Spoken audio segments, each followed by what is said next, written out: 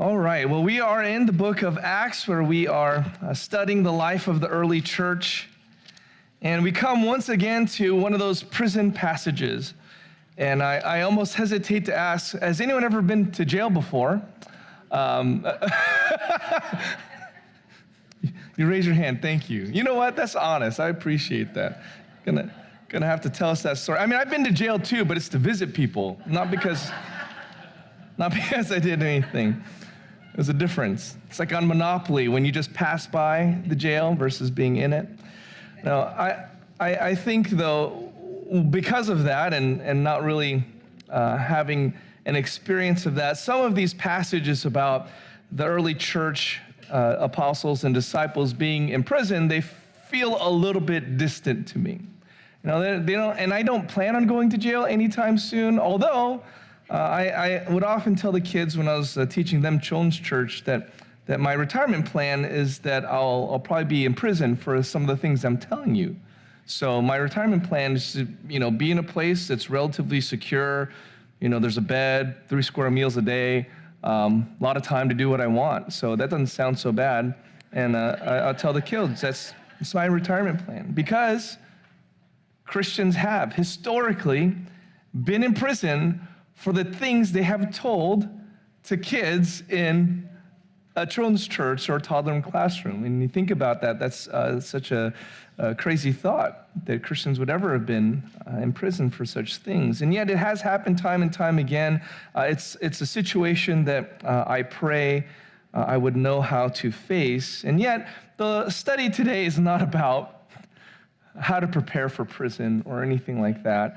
It's not about necessarily even expecting that you're going to go to jail someday and have the attitudes. Because I think what we see in Peter this morning are attitudes that he had no matter where he was. Whether he was in prison, whether he was at home, whether he was church planting, whether he was talking to friends or family. I think there are attitudes here that are godly attitudes to have anywhere. And that's some of the endurance and perseverance that we see of faithfulness is, again, just as we sang, whether there's blessing or whether there's hardship, there's a way to bless and praise the Lord. And what that means is your attitude, your heart transcends those circumstances. And so today, there's going to be 3 attitudes that we want to embrace, whether we are in good times or bad, and we see that in the life of Peter. But just to give a little bit of a context, remind ourselves where we have been. Herod, the king, has killed James, the apostle.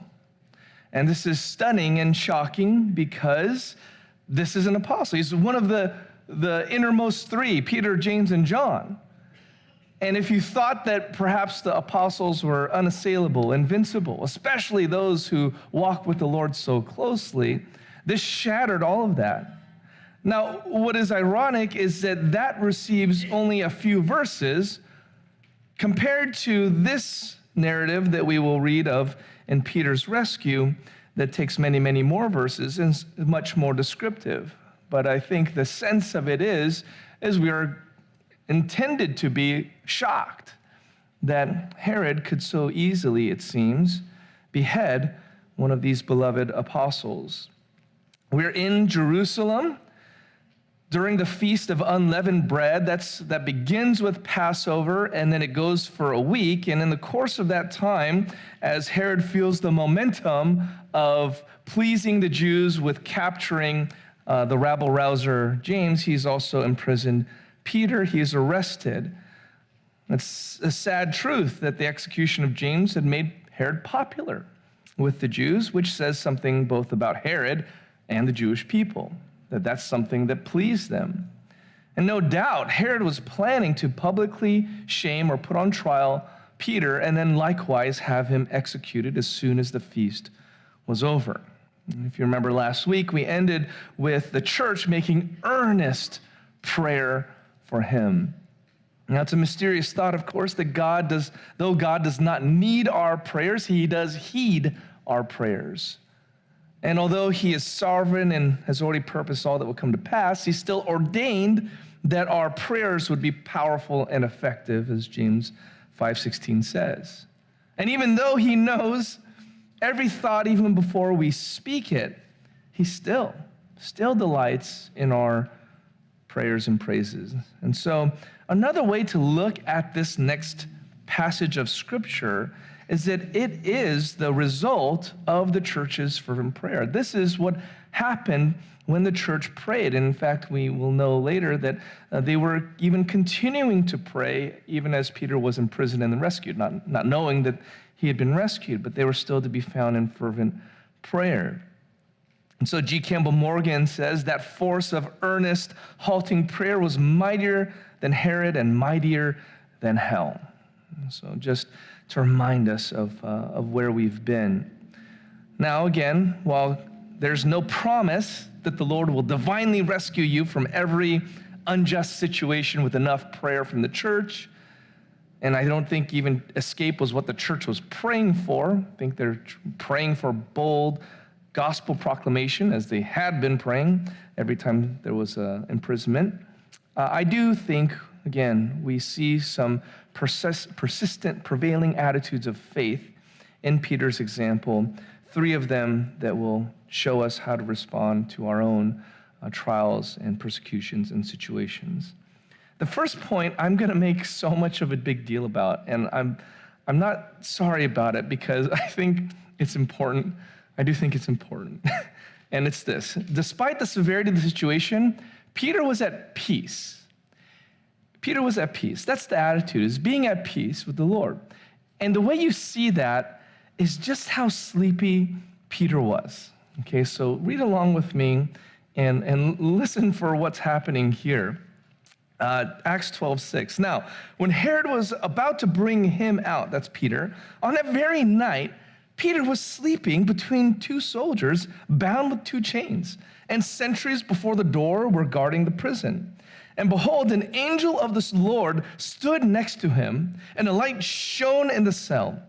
He struck Peter on the side and woke him, saying, "Get up quickly." And the chains fell off his hands. And the angel said to him, "Dress yourself and put on your sandals." And he did so. And he said to him, "Wrap your cloak around you and follow me." And he went out and followed him. He did not know that what was being done by the angel was real, but thought he was seeing a vision.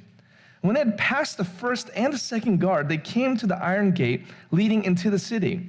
It opened for them of its own accord, and they went out and went along one street, and immediately the angel left him. When Peter came to himself, he said, "Now I'm sure that the Lord has sent his angel and rescued me from the hand of Herod and from all that the Jewish people were expecting." Now, Peter, when he was in this prison, I don't think he had an assumption of how this was going to pan out. In other words, that he knew he was going to escape or knew he was going to die. We know from our perspective it wasn't looking good in any case, and I don't see any reason to think Peter likewise did not think that this could very well end up in his death. After all, again, James had just died by the hand of the very same man. Did Peter deserve any better treatment?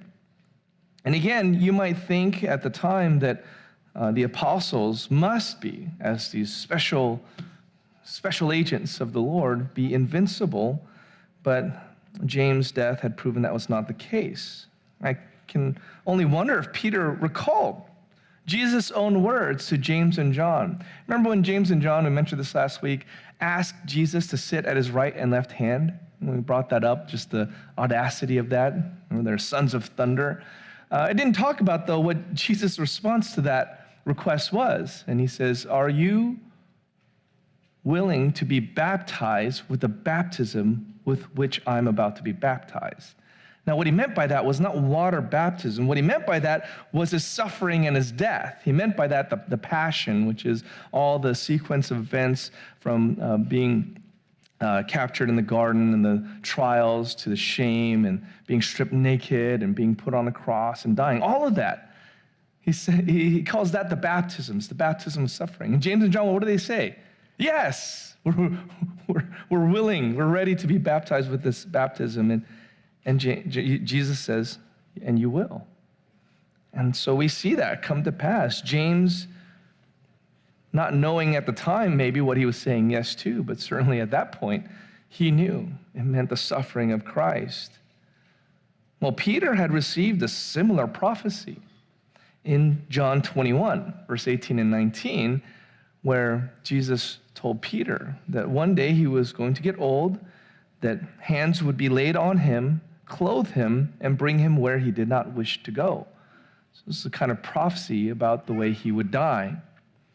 And now, likely having been told, as soon as this feast is over, Peter, your trial is coming up, Peter was potentially, or thinking, that this was his last night on the side of heaven. And Luke describes furthermore the physical situation he's in. There's two soldiers that he is in the cell with, which is a heavy guard presence. He's bound with two chains, as if one was not enough. There's also guards outside the door just for him. And then beyond that, at the whole prison compound, there would have been other guards, and certainly a set of guards at the gate. So later on, when he talks about the first and second guard, I think that means the guards right outside his door and then the guards at the gate. But he's in a prison compound. You don't just get out. It's a high security, you could say, prison, because Peter was a high-value target. Herod absolutely did not want him to get loose. So it's the night before his trial, which meant almost certain death. He is alone. There are no brothers and sisters in the Lord to comfort him. And what is Peter doing? He's sleeping. Now, I don't know if this was intended to be amusing, but I found a lot of amusement out of it. So I don't want to import too much of my own experience of amusement into this passage to color it for you.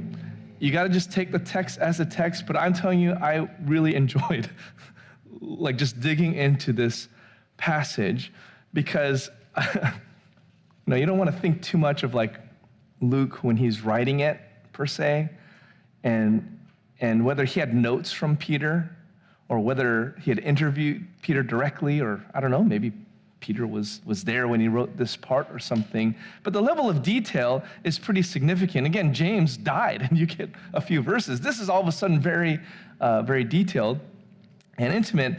And the main feature of verses 6 through 11 is Peter not knowing what is going on. He is sleeping hard and deep enough that a bright light shining in the cell didn't wake Peter up. You can imagine it. Well, first of all, there's an imposing figure in the room, and some of you are such light sleepers that even the sense that someone's standing next to you will wake you up. But it takes a certain level of, I suppose, tiredness that a bright light, angelic light shining in your room, and I guarantee it wasn't like a room this big, it's a small room, so the light is filling that room, also did not wake him up. The guards must be in some kind of divine trance or something. Text doesn't say that they're sleeping, but they're not responding to what's going on. Who knows what's going on with them? And there's got to be at least a moment where the angel's standing there and this super bright light, and there's just awkward silence because Peter does not wake up. He's sleeping so hard that the angel of the Lord had to strike Peter on the side to get him up. Now, this is one of the parts that's amusing to me, because the word for strike there it always means, except for here, a death blow. Like a blow intended to kill someone. All right, smite is kind of the idea of the word, to smite someone. So this is always a death blow associated with trying to kill someone or actually killing someone, or metaphorically, it's used in Revelation like God is striking the earth in all of those judgments and the bowls and the trumpets and the seals. And that's the word here. And Thayer's expanded edition, it's a Bible dictionary, the first definition is to strike gently. And then usually in the Bible dictionary, it'll give verses for what verses translated that way. So what's the only verse where you would translate to strike gently? It's Acts 12:7. Well, that makes me laugh. I don't know, that's probably a little bit of a nerdy kind of thing to laugh at, but Are you telling me the only place where it means not to just smack very, very deliberately and hard is in the one passage where you want to make it seem like, the angel didn't just go over and kick, Peter in the side? No, I think he hit him pretty hard. That's the only translation of this word. When you carve out exceptions like that, you're not really doing justice to the text. So this is a smiting blow. Now, was the angel trying to kill Peter? No, but it was a hard hit. Okay, it's actually, the word is used of Peter when he cut off that servant's ear. It says he struck him in the ear. Now, he was trying to kill him. He's just a bad shot. So that was supposed to be a killing blow. He just happened to miss. So it's ironic that the angel is striking Peter with the same kind of blow. All that to say, I laughed. All that to say is this has to do, again, with the deep sleepiness of Peter, that was required. In fact, Peter's so bleary-eyed and groggy, it's not until he's in the middle of the street that he realizes what was happening was real and not just a vision or a dream as he had experienced, remember, when the sheet was falling and all those things. So why is this so emphatic? Why am I making a big deal about it? Part of it is, again, I found it. It drew me into the text. It was amusing to me. It drew me into the study of it. But it's also the point of the text. It's a very clear, emphatic statement or a group of statements. It's not that Peter has some medical condition and we're worried now he needs to go see a sleep specialist or something like that. Nor is this God, I don't believe, putting some divine sleepiness on him like at Gethsemane. If you remember the Garden of Gethsemane, all the disciples were very drowsy and sleepy as Jesus was praying, crying out, "Let this cup pass from me." And you get a little sense that there's something going on there as far as a divine drowsiness or something like that. I don't think the text is actually trying to be critical of Peter at all. Remember, Jesus tells the disciples at Gethsemane, "How are you guys sleeping? Could you not wait up with me for 1 hour?" There's no criticism here, just the opposite. The point seems to be that Peter was completely at rest and at peace with his circumstance, such that he could fall so deeply asleep that you'd have to kick him to wake him up. That's just a deep level of sleep that I cannot remember ever having since I've had kids. So just so deep asleep, nothing will wake you up. And this has biblical precedent, the connection between sleep and trust in the Lord. The Bible makes multiple connections. It's funny because I didn't intend it this way when I chose Psalm 3 as the call to worship, to make that connection. As for other reasons, I chose it. But if you remember when it was read earlier, verse 5 says what? Psalm 3:5, "I lay down and slept. I woke again, for the Lord sustained me."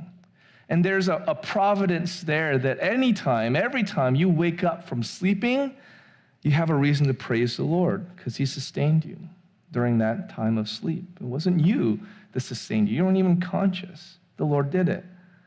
Psalm 4:8 says, "In peace I will both lie down and sleep, for you alone, O Lord, make me dwell in safety." You would think that those who have the most money would be the ones who sleep most soundly because don't they have the most safety and security because they've got the financial cushion? Well, or you've at least heard a story of many, a man or woman with a lot of money, they cannot sleep at night because they're worried about their fortune. They're worried about making more money or holding on to what they have, incessantly checking emails or texts or fretting in their beds, their gigantic, mansions. But there's no security there. There's no safety there. It's only in the Lord where you can have that kind of peaceful sleep. Psalm 127:2, "It is in vain that you rise up early and go late to rest, eating the bread of anxious toil, for he," that is the Lord, "gives to his beloved sleep." The idea is sleep is a gift from the Lord for those who are beloved by the Lord, for those who are not trying to seek the peace that they want in their toil and getting up early to work, going late, pulling all-nighters to try and secure their future. It's a gift. Sleep is a gift. And then one of the most iconic of sleep stories comes from the Gospels in Mark chapter 4. Remember, the disciples and Jesus are on the sea, and a great storm rises up, and the waves are crashing over this. It's not a huge boat or anything. And what's Jesus doing? He's sleeping. And at some point, the disciples think that they're going to go under, and they cry out, "Lord, don't you care? We're about to die. We're all going to die." And Jesus wakes up, rebukes them, calls them cowards, says, "You have little faith." So there's apparently and you can read the story there in Mark 4, but I don't think that's sleep from Jesus. Yes, I'm sure he was exhausted. It's an interesting passage to interpret. I'll say that. Because the fact that Jesus needs sleep is one thing, right? That's his humanity. So we talk about his true humanity. He was exhausted from the work of ministry, I'm sure, completely spent in terms of preaching and doing miracles, all those things that, yes, you can imagine physically he is exhausted. On the other hand, a raging storm where it's not like a luxury cruise liner where you go inside and you can be insulated from a storm that's raging. I mean, there's cold water splashing everywhere. The whole boat is rocking up and down. I've never been in that situation, but I can imagine it would be harrowing. And certainly disciples, some of whom are fishermen and know how to navigate those seas, if they're freaked out, I'd be freaked out. But he explicitly, even as the boat's about to sink from the physical maelstrom going on, Jesus makes an explicit connection to their lack of faith. What does he seem to imply except that if they had more faith, they all would have been taking a nap in the middle of that storm? It's a crazy thought. Is that what you're really trying to say here, Jesus? That if they had a little more faith, the boat could be doing this and everyone would just be conked out like babies at nap time after a bottle of milk? It's an interesting story, all right? I don't want to get too much into it, but at the least, they would have been less anxious if they had more faith. Perhaps even the storm would have somehow dissipated if they had had enough faith. We don't know the what ifs and hypotheticals. We know what happened, but there is an explicit connection between Jesus' slumber and faith there. All that to say, the text, again, is drawing us to this very sleepy, like half awake, some call him he's sleepwalking through his whole rescue. He's sleepwalking through it. What a deep and profound faith it takes to sleep, to be truly at peace, even thinking the next day you're going to die for your faith. That's a profound level of trust in the Lord and belief that this life is not all there is, that God is sovereign and in control of the hard times as well as the good times. Sleep is perhaps one of the simplest indicators of where your heart is in just like a physical way with the Lord. Can you sleep at night? What worries you? What keeps you up? Just recently talking to a brother pastor who was asking for prayer because he's having difficulty sleeping because of the concerns of the ministry and the burdens and health struggles and this and that. And he asked prayer that he would be able to sleep. But is it, he's not praying for me to Lord, just use the endorphins and the hormones and circadian rhythm to properly line up. I mean, I don't think that's what he is asking for. I think what he was asking for is pray for me that I would be able to faithfully embrace all of these different circumstances I'm in and trust the Lord such that I can sleep, leaving it up to him. Because I'm naturally someone that's like, I got to do this. I can't sleep because, then this ball will be dropped and all those things. That is, I think, a very faithful, prayer to ask for. And again, if you think in your own life, how's your sleep? How are you sleeping? Are you able to sleep? I know personally, if I am staying up late and stuff is bothering me, it's not good, because I'm usually, don't take this too, well, I'll say, even the church was burning down, I could probably sleep, but that's not true. It's not true. But, like ministry stuff, I can tend to, I'm pretty decent at saying, take a step back. The Lord's got to do it. So when I don't sleep because of ministry things, it is usually pretty significant or profound. Or I'm thinking too much of myself. That's another reason why. Anyway, first attitude we see is this trusting peace in the Lord, even on the precipice of death and of punishment. He's trusting, Lord, he can sleep so deeply, so profoundly. The second thing we see in Peter's attitude and heart here is that he's obedient. I can appreciate that even in this half-awake state, Peter had a reflex to obey. And that's a good thing. It's not an incidental thing that the angel of the Lord, and this is a divine messenger, we've met him in Acts 8:26. This is not Jesus, which sometimes in the Old Testament, the figure called the angel of the Lord is a appearance of Jesus in the Old Testament. But this is a messenger. This is one of his special divine appointed beings who intervene and do his will or speak his word to us in just special moments. In any case, it's not incidental that he tells Peter to clothe himself, to put on his sandals, put on his cloak. Because, as I mentioned before, in John 21, Jesus told Peter that one day someone else would clothe him and take him away to a place he did not want to go. And so for the angel to tell Peter, you put on your clothes and your sandals, we got to get out of here, was an indicator that this was not going to lead with Peter's death. It should have actually perked him up to hear that if he could recollect the words of Jesus from John 21. But the significant phrases here is as soon as he tells them to do these things, verse 8, he did so. And when he said, wrap your cloak around you and follow me, he went out and followed him. And so there was this sense of wordless obedience to the angel who was, again, speaking on the behalf of God. And it's notable because Peter was not that kind of guy, at least not in the gospel. Remember, Peter was the stubborn guy, the talking back guy, the foot in the mouth guy. For Peter to shut up and obey, it tells you that something has changed in his heart. And we've already seen it already, but this is a difference in his character and personality. That not pushing back, not fighting, not questioning, not being stubborn or hot-headed, he doesn't say anything. He's mouthy. He doesn't say anything and just goes along with it. Now, this is not going to be as long a point as the one about the sleeping. It's such a simple thing. Brothers, sisters, in any and every situation you are in, obey the Lord. I mean, obey.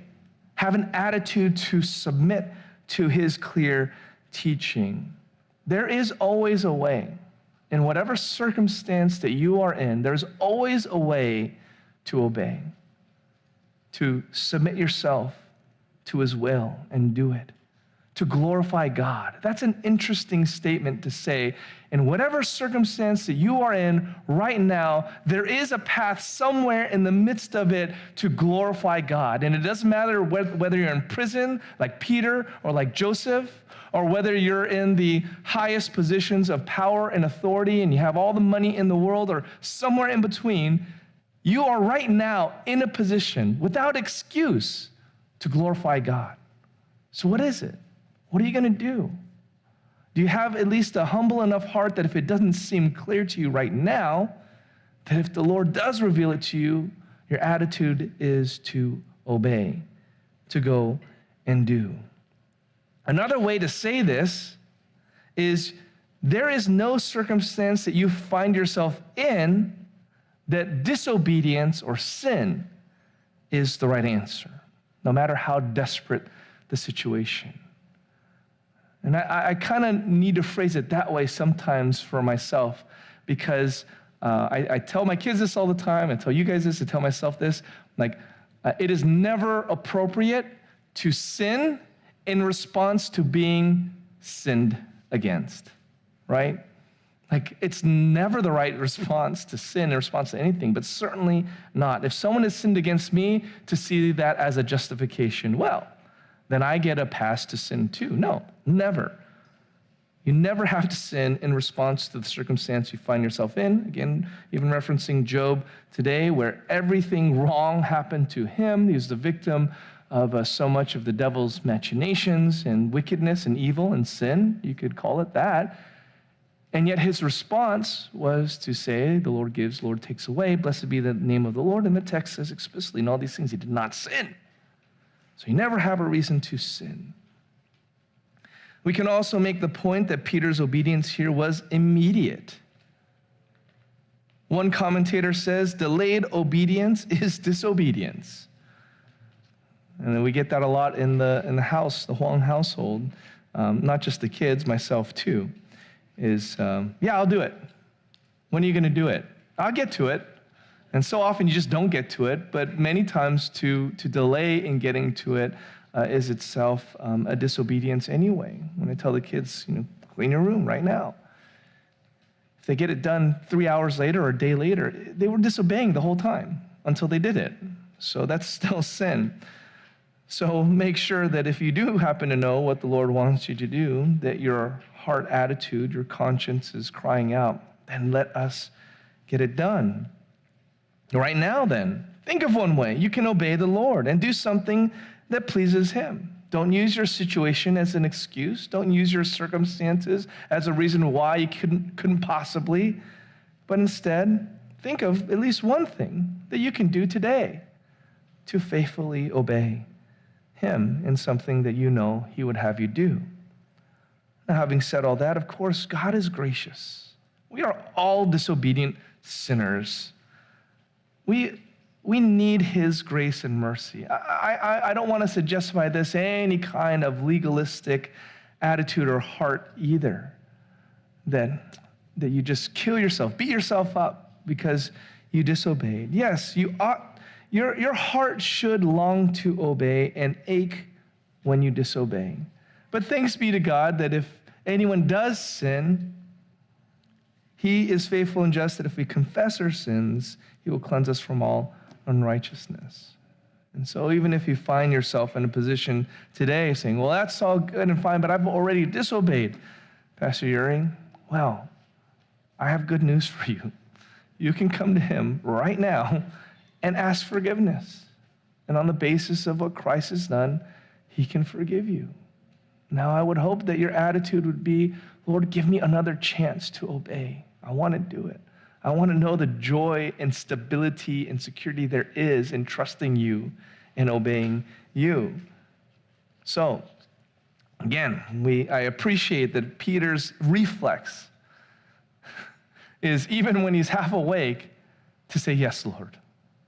Okay, what do I need to do? Show me, and I will go. And so Peter does. Thirdly, and this is not so much an attitude that Peter evidences, but it is an attitude in response to who God is. We see the Lord literally opens the way for Peter by doing what Peter cannot do. And that is an attitude we must have, that there are things God does and must do that I cannot do, and to embrace and accept that. Obedience is doing what I know God is calling me to do. But in so many things, in so many ways, we are always dependent on God to do a thing that we cannot do. And so, again, it's not necessarily a heart attitude that Peter has, like, trusting or obeying or having peace, but it's an attitude we must carry in with us to every troublesome situation or tribulation that we find ourselves in, is that God is going to do what he can and only he can do. And I expect that, and I know that, and I trust that. So if I cannot change the fact that I am in prison, if I am um, trapped in some circumstance or situation, I see that no amount of obedience is getting me out, then it is the faithful and obedient thing to do to say, then God, you must do it. You're the one who put me here, and if you want me out, that's something you must do. And that attitude of humility and submission in light of who God is another attitude we must possess. Because God is perfectly capable of guiding you just directly out of whatever situation you're in. And I think it's unfortunate that sometimes our prayers only that God would just make us escape out of whatever situation we're in. And there is biblical precedent for that. But there's also biblical precedent that you go through the fire too, that not every door swings open. But again, here we see these examples of God doing things Peter could not do. God causes the chains on Peter's hands to just fall off. That's not something Peter could do. He doesn't have the keys. He could not have done that on his own. God incapacitates the two guards in Peter's room and the sentries outside the door and another set who were guarding the gate. They're prevented from stopping or pursuing Peter. Again, that's something Peter could not do on his own. God even opens the locked iron gates. And the iron gates, the mention of that means, again, this is a high security prison. It's not wood gates, it's iron gates. And again, that's something Peter could not have done on his own because they would have been locked. And certainly they would have been guarded. And beyond that, maybe even too heavy for one man to lift as another man goes through. And so all these things, God had to do it. God was the only one who could do it in that moment. So God is capable of getting you right out of that situation. But if he doesn't, that means that's the purpose too. Of course, we could speak of Shadrach, Meshach, and Abednego. They could not survive a fiery furnace on their own. God had to preserve them. And so with Daniel and the lion's den, he could not have shut the mouths of the lions on his own. The Lord had to do it. Esther and the machinations of Haman and the decree of Ahasuerus. Esther could not alone on her own power change empires. It was God who must do it. Yes, God used them. Yes, they trusted and obeyed. But the reason this is significant that we must say God does it, and we do say God does it, is because he's the one that gets the glory. The attitude, then, really, of submission and humility, which is a virtue in lots of religions. A lot of religions will say humility, submission, stoicism, don't complain, Buddhists and other religions. But what they don't say is the reason for that is because God must get all the glory. The one God of Abraham, Isaac, and Jacob, the one creator God who alone rules and reigns, has ordained all things for his glory. That is why we submit and have humility. Otherwise, I don't know why you would do it in any other religion or worldview. That makes all the difference. So really what this attitude is about is an acknowledgement that God, I want God to get all of the glory and have none of it for myself. So I believe, again, one of the reasons for Peter's grogginess, sleepiness, is so that it would be crystal clear that it was God who did it all. Peter was barely awake for it. Imagine him retelling the story and trying to spin it in some way to glorify or magnify his own role in the rescue.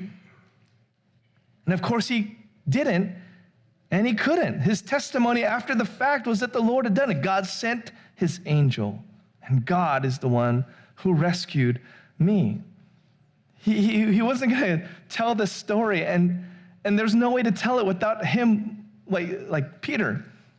You're basically asleep the whole time. Yeah, I didn't even realize that this was really happening until I was standing in the middle of the street.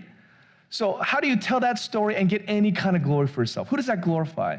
Not Peter. It glorifies God. So again, I think the point of the sleepiness, it is saying something both about Peter, again, his trust in the Lord, but also ultimately about God.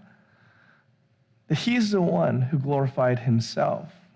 Peter barely participating except for doing just what God had commanded him to do. which was just to get up and go. You could probably make an analogy to the salvation and gospel call. Like, yeah, God has done it all. God loved us. God sent his son to die for us. And you are merely acknowledging it. You're merely walking in it. You're merely submitting and obeying to it. But you're not doing the salvation per se. This is always God's MO. For all, we must talk about how we ought to have the right attitudes of trust and obedience. We must never forget it is pointless and meaningless unless God works, and God does the work, and God has done the work. That is why we trust and obey, because God is the only one who can guarantee that even both in our obedience and amazingly even in our disobedience, his purpose and his will stands. So faith is, yes, doing what God calls you to do. Get up, clothe yourselves, put on your sandals, and follow.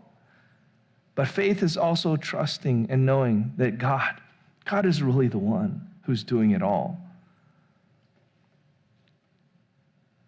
We cannot presume that God's will is never suffering. Again, the example of James, the apostle, and so many others, even Christ himself. We cannot presume that God gives us everything we pray for in the way that we want it or ask for it. But what you can always do is expect God to work. And more specifically, to work in such a way that he will receive the praise and the glory. That is the true essence of a humble or submissive or trusting or obedient attitude. It is not trusting for trusting's sake. It's not obedience for obedience sake.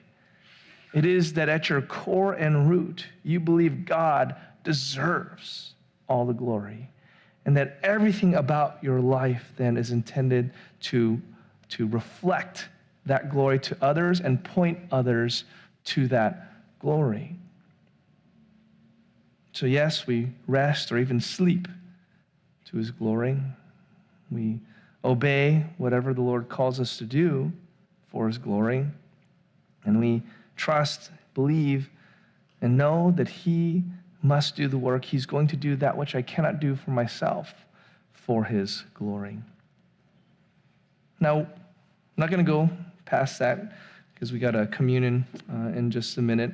But I do think it's interesting, and we'll talk about it next time, in verses 12 through 17. It's amusing as well. It's amusing as well. He goes, I'm out. I'm like, oh, you're out. And she just leaves Peter at the door. It's really silly almost and funny, and it's such a contrast to the death and sinister behavior of Herod. And again, I don't know, I guess we'll get to know Luke's personality once we get to heaven and we can spend some time with him. But I just think it's all these little details make it very much come alive, even the stuff that's kind of awkward and even the things that don't make Peter look super good. And I think that's all intentional because, again, Peter was the last guy who would want to look dumb or who would want to look like to be embarrassed or ashamed. But the story here is very much that it's kind of awkward and that he's stuck outside. He just had this miraculous rescue. All these things put this color and texture to it that these are real events. These things happen. This is the story of the early church. This whole book is the story of God's dealings with man. There are things in it that are very much hard sometimes to understand. Even Peter says that about Paul's writing. But I think this is a clear picture that you could almost paint in your own mind. It is reality as well. And if you are not a Christian this morning, I would challenge you to read the scriptures and to really read it for what it says about itself, not all the junk that you've heard and all these podcasts that are skeptical and criticize the Bible and, oh, that's not what was originally there. Just to read it and take it on its own terms. What is this saying about who you are and who God is? And reckon with it. Reject it if you will, but reckon with what it says. I would love to tell you more about or answer any questions you have about these scriptures. So please, but let me challenge you with this thought. Read it. Take it on its own terms. Find out the answers to your questions and see if it is not holding up a mirror both to who God is and who you are. If you are a believer this morning, I hope that something of what the scriptures speak and something of the picture painted here of Peter's faith and God's acts would resonate with you. One thing, just one thing even to remember. I figure if everyone here remembers 5 seconds of something, that's a good day. It's a good Sunday. I don't expect you guys to remember 45 minutes of a sermon. I won't. But if you, in submitting your own heart and humbling your own heart before the Holy Spirit, would just ask for one thing, a few seconds, a moment, a sentence, a thought, to really permeate your heart and take it by faith and do something with it, that's a good day. So I'm going to pray in just a moment, but I encourage you, if you are a believer this morning, to do that during the prayer. Just think, okay, what's one thing God is telling me or showing? One thing that was interesting, that compels me towards God or to love my neighbor. One thing that I know now more about myself, or a question I need to ask, or a perspective about this week, or a person that I need to change. Just one thing, so that when you walk out of here, you will come away just one step closer in being a disciple and follower of Jesus.